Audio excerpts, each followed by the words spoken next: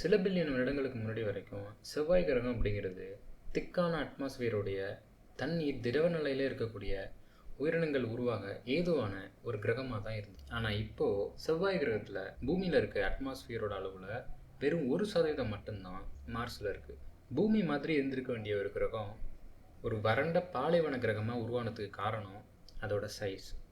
பூமியோட அளவோட செவ்வாய் கிரகத்தை கம்பேர் பண்ணும்போது பூமியோட அளவில் வெறும் பாதி அளவு மட்டும்தான் செவ்வாய் கிரகம் அப்படிங்கிறது இருக்கும். இதன் விளைவாக அதோட கோர் அப்படிங்கிறதும் ரொம்ப சீக்கிரமாகவே கூல் டவுன் ஆக ஆரம்பிச்சுது. அதனால் இதுக்கு தேவையான மேக்னெட்டிக் ஃபீல்டை அதனால் உருவாக்க முடியலை. அதை பாதுகாக்க தேவையான மேக்னெட்டிக் ஃபீல்டு அப்படிங்கிறது இல்லாதனால சோலார் ஸ்டோம் மூலயமா நேரடியாக அதோட அட்மாஸ்பியர் அப்படிங்கிறது தாக்கப்பட்டது. ரெண்டாவது ப்ராப்ளம் அதோட மேஸ். கம்மியான மேஸ் இருக்கிறதுனால அதோட கிராவிட்டி அப்படிங்கிறதும் கம்மியாக இருந்துச்சு. அதாவது பூமியோட கிராவிட்டியோட கம்பேர் பண்ணும்போது வெறும் 38% மட்டும்தான் செவ்வாயில் இருந்தது. பூமியில் நீங்கள் 100 கிலோ இருக்கீங்கன்னா செவ்வாய் கிரகத்தில் வெறும் 38 கிலோ தான் இருக்கீங்க. இதனால் ஹீலியம், ஹைட்ரஜன் மாதிரியான லைட்டர் எலிமெண்ட்ஸ் எல்லாமே ஸ்பேஸுக்கு போக ஆரம்பிச்சிது. ஸோ இந்த மாதிரியான சூழ்நிலைகள்னால இப்போ இருக்க செவ்வாய் கிரகம் அப்படிங்கிறது உருவானது.